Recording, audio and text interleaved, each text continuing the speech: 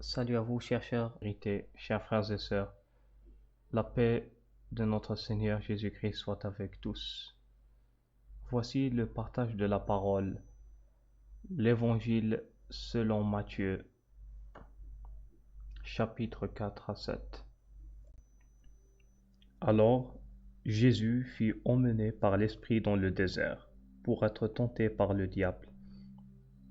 Après avoir jeûné 40 jours et 40 nuits, il eut faim.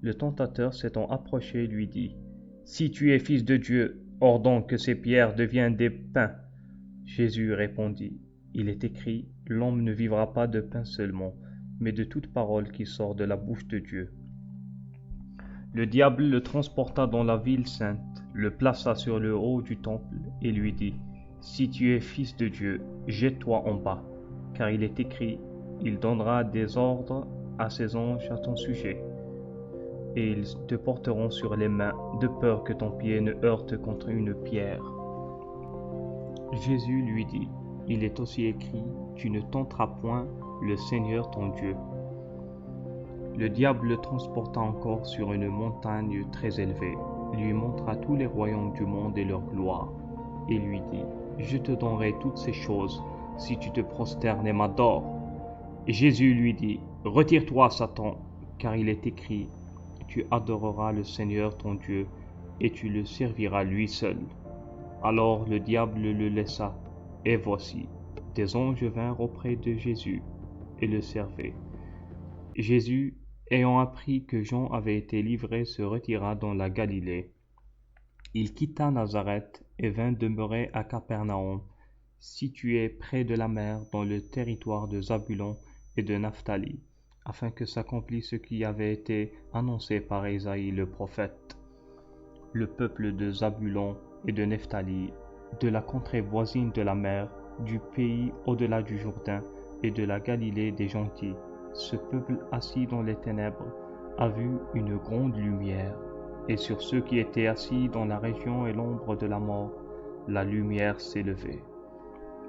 Dès ce moment, Jésus commença à prêcher et à dire: « Repentez-vous, car le royaume des cieux est proche. » Comme il marchait le long de la mer de Galilée, il vit deux frères, Simon appelé Pierre, et André son frère, qui jetaient un filet dans la mer, car ils étaient pêcheurs. Il leur dit: « Suivez-moi, et je vous ferai pêcheurs d'hommes. » Aussitôt, ils laissèrent les filets et le suivirent. De là, étant allé plus loin, il vit deux autres frères, Jacques fils de Zébédée et Jean son frère, qui étaient dans une barque avec Zébédée leur père, et qui réparaient leurs filets. Il les appela, et aussitôt ils laissèrent la barque et leur père, et le suivirent. Jésus parcourait toute la Galilée, enseignant dans les synagogues, prêchant la bonne nouvelle du royaume, et guérissant toute maladie et toute infirmité parmi le peuple. Sa renommée se répandit dans toute la Syrie, et on lui amenait tous ceux qui souffraient de maladies et de douleurs de divers genres, des démoniaques, des lunatiques, des paralytiques, et il les guérissait. Une grande foule le suivit, de la Galilée, de la Décapole, de Jérusalem, de la Judée et d'au-delà du Jourdain. Voyant la foule, Jésus monta sur la montagne, et après qu'il se fut assis, ses disciples s'approchèrent de lui, puis, ayant ouvert la bouche, il les enseigna et dit: « Heureux les pauvres en esprit, car le royaume des cieux est à eux. Heureux les affligés, car ils seront consolés.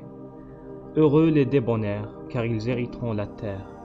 Heureux ceux qui ont faim et soif de la justice, car ils seront rassasiés. Heureux les miséricordieux, car ils obtiendront miséricorde. Heureux ceux qui ont le cœur pur, car ils verront Dieu. Heureux ceux qui procurent la paix, car ils seront appelés fils de Dieu. Heureux ceux qui sont persécutés pour la justice, car le royaume des cieux est à eux. Heureux serez-vous lorsqu'on vous outragera, qu'on vous persécutera, et qu'on dira faussement de vous toutes sortes de mal, à cause de moi. Réjouissez-vous et soyez dans l'allégresse, parce que votre récompense sera grande dans les cieux. car c'est ainsi qu'on a persécuté les prophètes qui ont été avant vous. Vous êtes le sel de la terre, mais si le sel perd sa saveur, avec quoi la lui rendra-t-on? Il ne sert plus qu'à être jeté dehors et foulé aux pieds par les hommes. Vous êtes la lumière du monde. Une ville située sur une montagne ne peut être cachée, et on n'allume pas une lampe pour la mettre sous le boisseau, mais on la met sur le chandelier, et elle éclaire tous ceux qui sont dans la maison. Que votre lumière luise ainsi devant les hommes, afin qu'ils voient vos bonnes œuvres, et qu'ils glorifient votre Père qui est dans les cieux. Ne croyez pas que je sois venu pour abolir la loi ou les prophètes. Je suis venu non pour abolir, mais pour accomplir. Car, je vous le dis, en vérité, tant que le ciel et la terre ne passeront point, il ne disparaîtra pas de la loi un seul iota ou un seul trait de lettre, jusqu'à ce que tout soit arrivé. Celui donc qui supprimera l'un de ces plus petits commandements et qui enseignera aux hommes de faire de même, sera appelé le plus petit dans le royaume des cieux. Mais celui qui les observera et qui enseignera à les observer, celui-là sera appelé grand dans le royaume des cieux. Car je vous le dis, si votre justice ne surpasse celle des scribes et des pharisiens, vous n'entrerez point dans le royaume des cieux. Vous avez entendu qu'il a été dit aux anciens, tu ne tueras point. Celui qui tuera mérite d'être puni par les juges. Mais moi je vous dis que quiconque se met en colère contre son frère mérite d'être puni par les juges. Que celui qui dira à son frère Raka mérite d'être puni par le Sanhédrin. Et que celui qui lui dira insensé mérite d'être puni par le feu de la géhenne. Si donc tu présentes ton offrande à l'autel, et que là tu te souviens que ton frère a quelque chose contre toi, laisse là ton offrande devant l'autel, et va d'abord te réconcilier avec ton frère. Puis viens présenter ton offrande, accorde-toi promptement avec ton adversaire, pendant que tu es en chemin avec lui, de peur qu'il ne te livre au juge, que le juge ne te livre à l'officier de justice, et que tu ne sois mis en prison. Je te le dis en vérité, tu ne sortiras pas de là que tu n'aies payé le dernier quadrant. Vous avez appris qu'il a été dit, tu ne commettras point d'adultère. Mais moi je vous dis que quiconque regarde une femme pour la convoiter a déjà commis un adultère avec elle dans son cœur. Si ton œil droit est pour toi une occasion de chute, arrache-le et jette-le loin de toi, car il est avantageux pour toi qu'un seul de tes membres périsse et que ton corps entier ne soit pas jeté dans la géhenne. Et si ta main droite est pour toi une occasion de chute, coupe-la et jette-la loin de toi, car il est avantageux pour toi qu'un seul de tes membres périsse et que ton corps entier n'aille pas dans la géhenne. Il a été dit que celui qui répudie sa femme lui donne une lettre de divorce. Mais moi je vous dis que celui qui répudie sa femme, sauf pour cause d'infidélité, l'expose à devenir adultère, et que celui qui épouse une femme répudiée commet un adultère. Vous avez encore appris qu'il a été dit aux anciens, tu ne parjureras point, mais tu t'acquitteras envers le Seigneur de ce que tu as déclaré par serment. Mais moi je vous dis de ne jurer aucun mot, ni par le ciel parce que c'est le trône de Dieu, ni par la terre parce que c'est son marchepied, ni par Jérusalem parce que c'est la ville du grand roi. Ne jure pas non plus par ta tête, car tu ne peux rendre blanc ou noir un seul cheveu. Que votre parole soit oui, oui, non, non, ce qu'on y ajoute vient du malin. Vous avez appris qu'il a été dit œil pour œil et dent pour dent. Mais moi je vous dis de ne pas résister aux méchants.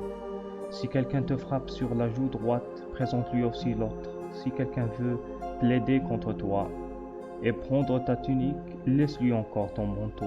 Si quelqu'un te force à faire 1000, faisons 2 avec lui. Donne à celui qui te demande, et ne te détourne pas de celui qui veut emprunter de toi. Vous avez appris qu'il a été dit, tu aimeras ton prochain, et tu haïras ton ennemi. Mais moi je vous dis, aimez vos ennemis, bénissez ceux qui vous maudissent, faites du bien à ceux qui vous haïssent, et priez à ceux qui vous maltraitent et qui vous persécutent, afin que vous soyez fils de votre Père qui est dans les cieux. car il fait lever son soleil sur les méchants et sur les bons, et il fait pleuvoir sur les justes et sur les injustes. Si vous aimez ceux qui vous aiment, quelle récompense méritez-vous? Les publicains aussi n'agissent-ils pas de même? Et si vous saluez seulement vos frères, que faites-vous d'extraordinaire? Les païens aussi n'agissent-ils pas de même? Soyez donc parfaits, comme votre Père céleste est parfait. Gardez-vous de pratiquer votre justice devant les hommes, pour en être vus. Autrement, vous n'aurez point de récompense auprès de votre Père qui est dans les cieux. Lors donc que tu fais l'aumône, ne sens pas de la trompette devant toi, comme font les hypocrites dans les synagogues et dans les rues, afin d'être glorifiés par les hommes. Je vous le dis, en vérité, ils reçoivent leur récompense. Mais quand tu fais l'aumône, que ta main gauche ne sache pas ce que fait ta droite, afin que ton aumône se fasse en secret, et ton Père qui voit dans le secret te le rendra. Lorsque vous priez, ne soyez pas comme les hypocrites, qui aiment à prier debout dans les synagogues et au coin des rues pour être vus des hommes. Je vous le dis, en vérité, ils reçoivent leur récompense. Mais quand tu pries, entre dans ta chambre, ferme ta porte et prie ton Père qui est là dans le lieu secret. Et ton Père qui te voit dans le secret te le rendra. En priant, ne multipliez pas de vaines paroles, comme les païens qui s'imaginent qu'à force de paroles, ils seront exaucés. Ne leur ressemblez pas, car votre Père sait de quoi vous avez besoin, avant que vous le lui demandiez.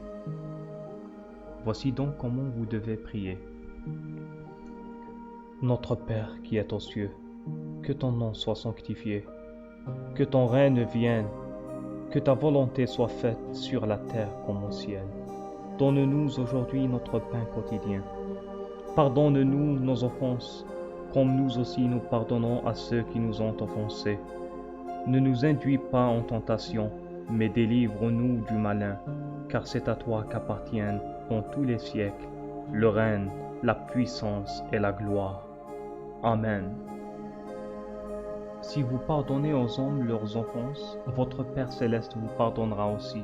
Mais si vous ne pardonnez pas aux hommes, votre Père ne vous pardonnera pas non plus vos offenses.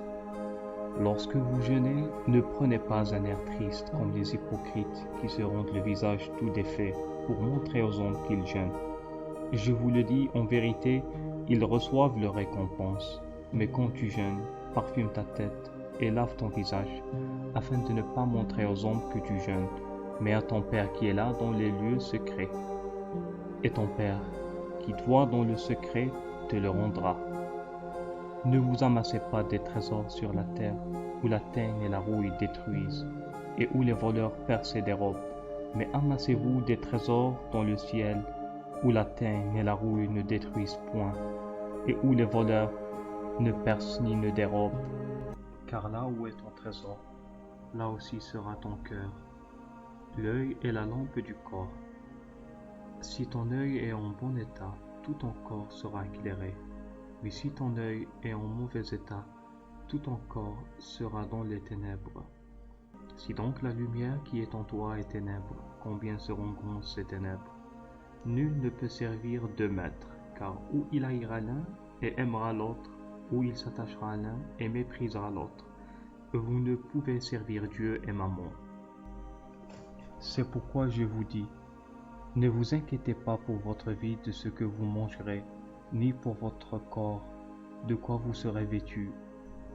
La vie n'est-elle pas plus que la nourriture, et le corps plus que le vêtement? Regardez les oiseaux du ciel, ils ne sèment ni ne moissonnent, et ils n'amassent rien dans des greniers, et votre Père céleste les nourrit. Ne valez-vous pas beaucoup plus qu'eux? Qui de vous, par ses inquiétudes, peut ajouter une coudée à la durée de sa vie? Et pourquoi vous inquiétez au sujet du vêtement? Considérez comment croissent les lys des champs. Ils ne travaillent ni ne filent. Cependant, je vous dis que Salomon même, dans toute sa gloire, n'a pas été vêtu comme l'un d'eux. Si Dieu revêt ainsi l'herbe des champs, qui existe aujourd'hui et qui demain sera jetée au four, ne vous vêtira-t-il pas à plus forte raison, gens de peu de foi? Ne vous inquiétez donc point, et ne dites pas que mangerons-nous, que boirons-nous, de quoi serons-nous vêtus? car toutes ces choses, ce sont les païens qui les recherchent. Votre Père céleste sait que vous en avez besoin. Cherchez premièrement le royaume et la justice de Dieu, et toutes ces choses vous seront données par-dessus. Ne vous inquiétez donc pas du lendemain, car le lendemain aura soin de lui-même. À chaque jour suffit sa peine. Ne jugez point afin que vous ne serez point jugés, car on vous jugera du jugement dont vous jugez, et l'on vous mesurera avec la mesure dont vous mesurez. Pourquoi vois-tu la paille qui est dans l'œil de ton frère, et n'aperçois-tu pas la poutre qui est dans ton œil? Ou comment peux-tu dire à ton frère, laisse-moi ôter une paille de ton œil, toi qui as une poutre dans le tien? Hypocrite, ôte premièrement la poutre de ton œil, et alors tu verras comment ôter la paille de l'œil de ton frère. Ne donnez pas les choses saintes aux chiens, et ne jetez pas vos perles devant les pourceaux, de peur qu'ils ne les foulent aux pieds, ne se retournent et ne vous déchirent. Demandez, et l'on vous donnera. Cherchez, et vous trouverez. Frappez, et l'on vous ouvrira.